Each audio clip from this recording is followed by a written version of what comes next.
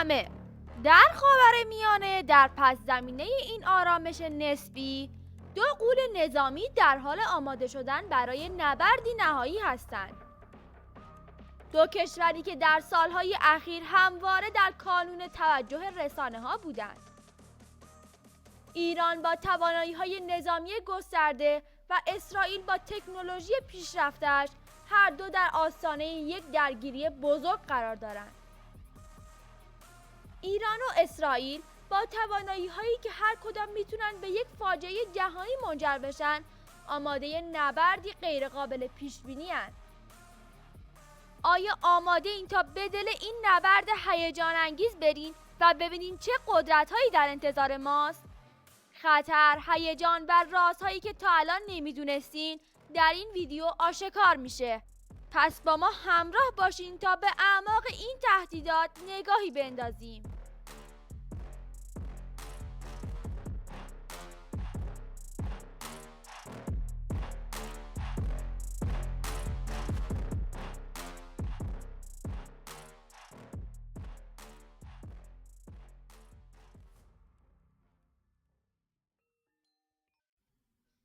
بیایید ابتدا نگاهی کلی به ساختار نظامی هر دو کشور بندازیم.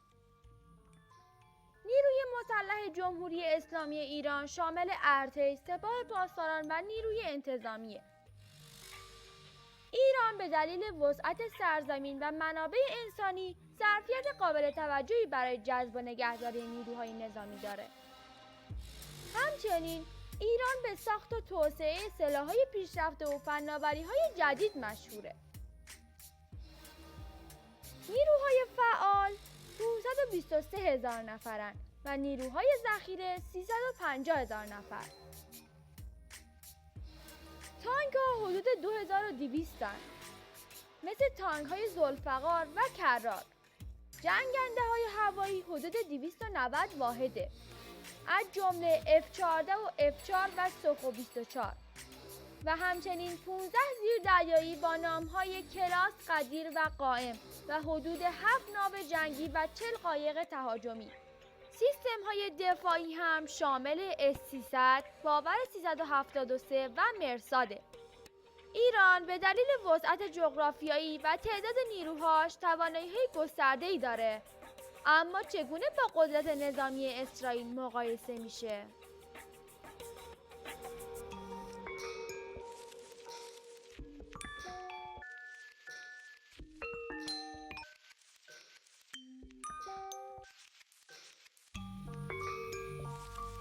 حالا نگاهی به قدرت نظامی اسرائیل بندازیم.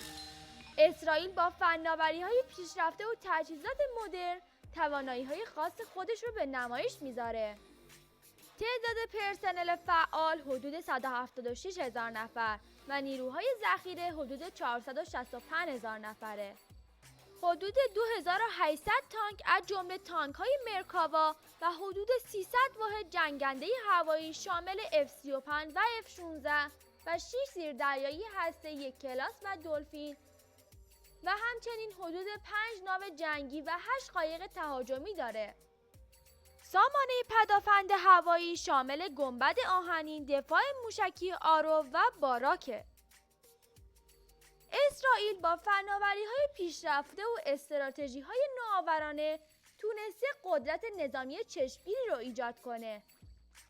اما در مقایسه با ایران کدام کشور برتره؟ شما در کامنت ها بگید.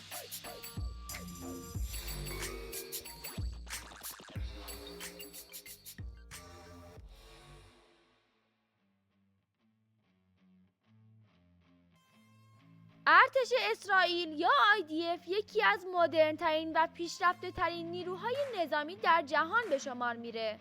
اسرائیل با استفاده از فناوری‌های برتر، تجهیزات پیشرفته و همکاری نزدیک با کشورهای غربی، به ویژه ایالات متحده، قدرت نظامی خودش رو به طرز قابل توجهی افزایش داده. حمایت‌های بین‌المللی نقش بسیار مهمی در تقویت قدرت نظامی ایران و اسرائیل داره. ایران از حمایت‌های نظامی و فناوری‌های روسیه و چین بهره‌مند شده. روسیه تجهیزات نظامی زیادی مثل سامانه‌های پدافند هوایی S-300 و S-400 به ایران داده و همچنین در مشاوره‌های نظامی و آموزشی کمک‌های زیادی کرده. چین با تامین موشک‌های بالستیک و فناوری‌های مرتبط به تقویت توان نظامی ایران کمک کرده.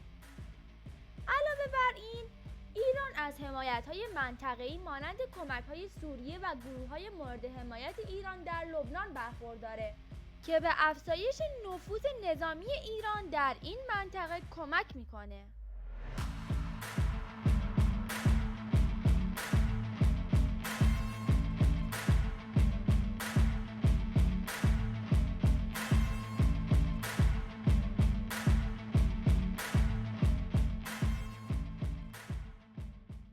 در مقابل اسرائیل از حمایت‌های ایالات متحده و آلمان بهره منده. ایالات متحده یکی از بزرگترین حامیان نظام اسرائیل و به این کشور کمک‌های مالی و نظامی زیادی رو ارائه داده. تجهیزات پیشرفته‌ای مثل جنگنده‌های F-35 و سامانه‌های دفاع موشکی آرو و گنبد آهنین از جمله کمک‌های ایالات متحده به اسرائیل هستند. آلمان هم به اسرائیل زیردریایی‌های پیشرفته دلفین و سایر تجهیزات نظامی ارائه داده و در زمینه‌های تکنولوژی و فنی به این کشور کمک کرده. همچنین برخی کشورهای اروپایی دیگه به اسرائیل در تأمین تجهیزات نظامی و مشاوره‌های استراتژیک کمک کردند. در نهایت حمایت‌های بین‌المللی نقش بسیار مهمی در تقویت توان نظامی هر دو کشور دارند و تأثیر زیادی بر تعادل قدرت در خاورمیانه و استراتژی‌های نظامی هر دو کشور داره. حال که مقایسه‌ای کلی از زیرساخت‌ها، تجهیزات و استراتژی‌های هر دو کشور داشتیم، بیایید به یک جمع‌بندی برسیم. ایران به عنوان یک کشور با وسعت و منابع انسانی زیاد و تنوع تسلیحات قدرتی قابل توجه در منطقه به حساب میاد.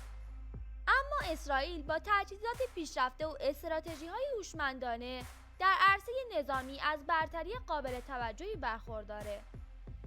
اما حال باید بپرسیم کدام کشور برتره؟ پاسخ به این سوال به موقعیت‌ها و شرایط خاصی بستگی داره و نمیشه یه جواب قطعی برای اون ارائه داد. امیدواریم این ویدیو به شما در درک بهتر از قدرت‌های نظامی ایران و اسرائیل کمک کرده باشه. نظرات و تحلیل‌های خودتون رو با ما به اشتراک بذارین و فراموش نکنید که کانال ما رو سابسکرایب کنید تا محتواهای بیشتری رو ببینید. تا ویدیوی بعدی، خدا نگهدار.